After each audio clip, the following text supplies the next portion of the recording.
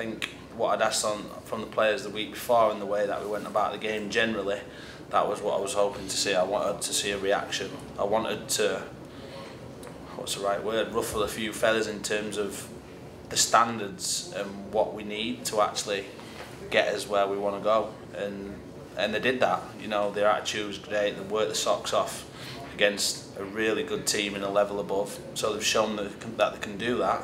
And they've shown they can do that before, but now we have to go and do it again and again and again. So we've trained all week in terms of being at that same intensity, and because I think it's, if you're at that, if your work rate and your intensity is really high, I think it's actually easier to maintain it. But when you come off it and then you have to get it raised again because the level of work rate's not there, it's very hard to do that. You can't be up and down. You've got to set your stall out to work your socks off and give absolutely everything that you've got. And sometimes, like I said, I've said it previously about, you can accept little mistakes here and there as much as you don't want that to happen, but you have to have the work rate and that 100% commitment, and that's what I'm hoping for on Saturday. Train really hard. That was another thing I was hoping for. You know, I don't know, call it whatever you want. Lads who've been involved in the game a long time, who've got a lot of experience. If you're going to play for me, you've got to earn the right to play for me. It doesn't matter who it is, don't matter how old you are or how young you are. You have to be really, really professional. You have to set really high standards, and you have to work your socks off every single day, because I won't accept anything less than that. And I know what we need to do to try and get a more consistent run of results, but I also know what's needed in terms of what this football club demands and what supporters demand. I mean, it's not rocket science in terms of when we've finished games, the reaction of the supporters, when it's been really positive, is on the end of them type of things. Hard work, good attitudes, being on the front foot all over the pitch, playing at an intensity, and whatever happens after that, sometimes you can accept it a little bit easier. If I go back to Swindon, you know, the reaction for the fans then, I thought the fans were fantastic on Saturday, right throughout the game, before it, during it, after it. And that's what I have to do in terms of creating a team or having a team that go about everything that they do every single day. Every time they come to the training ground or they go to the stadium, they have to be really, really professional, and they have to be dedicated to the job, because they're employed, and I've said this time again, by a really good club, and they get well looked after. So the easy part for them is to be really professional and be dedicated to the job and do all the right things on a consistent basis. And if we do that, it gives us a really good chance. Everyone knows how quick both of them are, you know, and it gives you an outlet in terms of, like I said, the second half where we're counter-attacking a little bit. Wes did what I expect him to do and what I've seen him do, works really hard. He's very quick, as we know. He has an intensity about him, which is one of the things that I need from everybody. And Wes naturally does that because that's the type of player that he is. But in terms of formations and shapes of a team, I'd love to have two wingers on the pitch all the time who are a threat with real pace. And at this moment in time, we've got that. And I think if you look back to the game last week, it's very hard to change the team. So there you go, that's what I wanted. You know, I said that. Play on a consistent basis, get 9 or 10 players who are on top of the game, you earn the right to stay in the team. But like I said, they also have to really knuckle down and work the socks off in training. I think probably today was the hardest day they've had since I've been manager here, and I wanted to do that because I want to try and really push everybody out of the comfort zone, because I think that'll affect what happens on a Saturday. Yeah, we've had the period that we had, obviously, from that first game moving forward, was the one defeat in 11 games, you know. But I said before, I was never really satisfied completely with what I saw.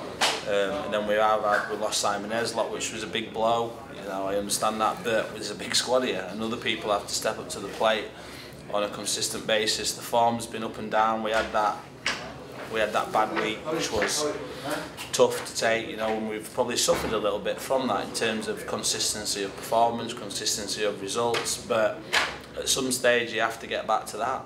And we had the 3 games unbeaten, then we had the Boston one that you didn't see coming, but in my mind I've never been any clearer in terms of what I need to do, and it has to be the things that I've just said to you about the intensity, the work rate, pushing them every single day, even the day before a game. You know, Ian's, the physio, was kind of trying to say to me, we have to come off it a little bit, but I'm not going to do it, because I think it's easier on a Saturday when them levels are really, really high.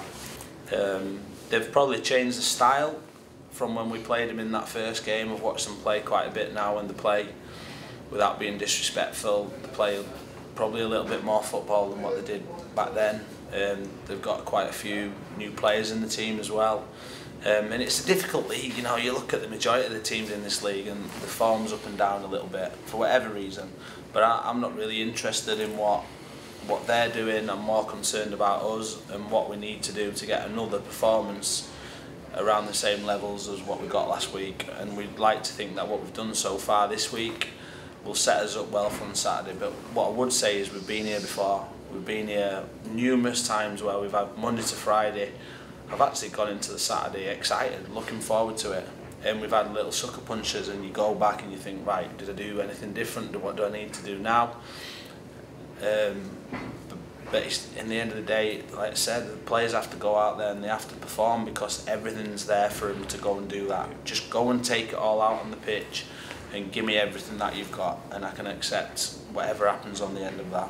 I think Kallum's done great, to be honest with you. I think we saw it quite a bit in training before he actually did it initially, and I have to be fair to the kid.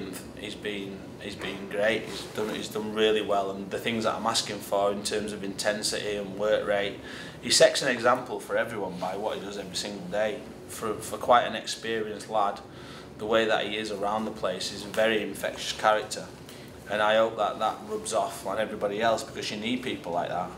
And he never moans, he never whinges, he just gets his head down and he gets on with it. He struggled all last week with a bit of a groin injury, so it was touch and go whether he was going to play, but he wants to play. He wants to go out there and he wants to work hard, and he wants to set an example, like I say, to everyone else, and it's up to you to go and follow it, because if quite an experienced player can go out and do that, so can everybody else. I think it is really important when you look at the games that we have, your Blays, your Darlingtons, coming into a little period, obviously, and you'll hear every manager saying it at every different level, because the games are so close together as well. If you can come out of that period and have some really good performances and results, then it sets you up for the rest of the season. I think it's really tight still. You look at the teams in the playoffs, and we can string a consistent run of results together now. It probably puts us in a really strong position. We're coming into a period where obviously the players that we brought in on loan, that's going to run out as well, so there'll be some decisions that have to be made in and around that. I think the Hereford game's been called off because they're in the trophy as well, so we want to try and get to that point on the back of some good results. Then if it gives players at that point a little breather to rest little knocks and little niggles, which you're going to get because of the games come thick and fast. We don't really know what will happen in terms of the weather. If it's anything like last week, we might get a few games off as well. But we don't want that to happen. We want to play. You know, we've got a big squad, so we think we can get through that period in terms of that. And it might require not just the ones that are starting, the ones who are not in the team. So we need to get through it now on the back of some really good performances, like I said. Myself and Stuart have been going to numerous games over the since we even brought the lads in. You know, we're always going out doing that to have ideas and plans in place where we think we can be stronger. I think probably generally that all the players, I know it's been a little bit difficult for Joe, but I think that's come around because Jordan's done so well. You know, Jordan's probably looked at Joe Ironside coming here and thought, I really need to knuckle down, and that's what he's done. But it's not really helped Joe as well, you know. It's a difficult one because I've said before, but I've never really played 4-4-2, and I think with the players that we have at this moment in time, even though we've got the two natural wingers who played last week, through the middle of the pitch, I think it suits us better with what we're doing at this moment in time, and the performances have been quite good when we've done that. So, but like I say, generally the players that have come in on loan, Alex Bray's done some really good things in periods. Big Kennedy, you know, Joe Davis has done fine as well. I thought Lewis was coming in some really good form when I got the phone call off Hartlepool, which I didn't answer for about 2 days because I know where it was. and then he got a knock on his knee the other day as well. So I don't really know how long he's going to be out for them, but it's just a shame because I thought it got to a point where we were really starting to put some really good performance together for us, and it was a blow on Saturday because at the point in time when he went off, we suffered because of it.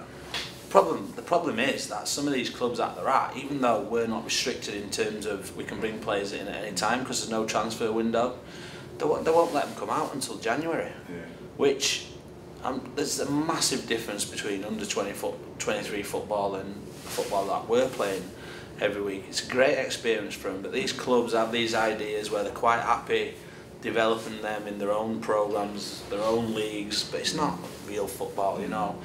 But all you can do is keep asking the question. Some of the clubs that we spoke to have been great, and they want to try and help. One being Burnley, so that might be one when. But the Premier League, we can't take the Premier League ones. The Football League ones, if there was someone there, we could take them. But they're the ones that have been the problem. They won't let them out until January, which I just find absolutely astounding. And especially now, this Christmas period, because their games programmes actually stop. But they still won't let them out. So they could play 5-6 games for us over Christmas. Lads who possibly never played a first team game before, and it's invaluable, that experience of actually going and do that. But I don't know, they want to try and protect them or keep them in their own little comfort zone, whatever that is. And is it really benefiting them? Not for me. If I go back to myself and actually having first team experience at 18 years old, Nathan Dyer's doing it now. I mean, they'll not have one 18-year-old kid who's played any games at that time, and they might not do that for the next 3 years. Is that good for development? Not a chance. But we just got to keep asking the question, and well, like I say, where we think we can look to strengthen in certain areas. If there is someone out there that we think's the right one, then that's something that we'll look to try and do. But like I say, the players' attitudes and the way that they've worked last week and this week, but we've got to keep that going for a sustained period of time. It can't just be 1 minute the levels are up there and then it drops off again. We have to keep, it's got to be up there all the time, and it gives us a chance. But we've recognised numerous players.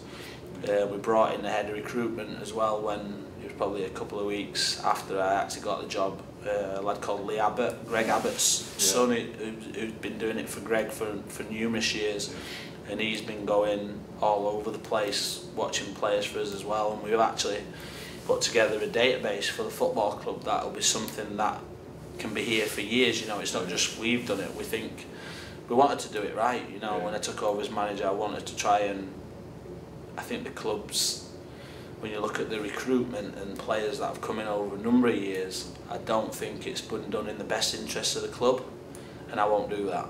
And this is something why we've gone and identified someone who's young like ourselves, who could come in and do this role and be something actually not just for us but for the football club. Because we can take players at any time, but unless you've recognised them and you've been out 2 and 3 nights a week, we're doing it between us because we think it's the right thing to do, not just for us but for the football club as well. And like I say, I want to do everything to try and develop this club and improve it, but do it the right way. Do it the right way. How close is Simon Heslop? Could he be involved at Christmas? We're hoping so. I was joking with Ian this morning saying, like, initially you said to me about one game, I won't tell you which game, but he said to me about one game, but every time it gets close to that game he knocks it down top. So so we're having an argument at this moment in time about that. But he's doing his job properly, that's why he's doing it, and we don't want to, I've said this before about not rushing and causing an issue. He's joined in a couple of times over the last couple of days. The problem when we train out here on that surface is that it's really firm, and we need to actually get him on grass as much as possible and have a sustained period of where he's training every day, and that's been difficult to do because of the weather. So we're trying to drop him in and drop him out a little bit to let things settle down, build up the strength in his legs and everything, because that goes away a little bit when you've had injuries, but he's getting there. And we're hoping over this Christmas period that we can get him back involved. It won't be on Saturday though, that's too soon.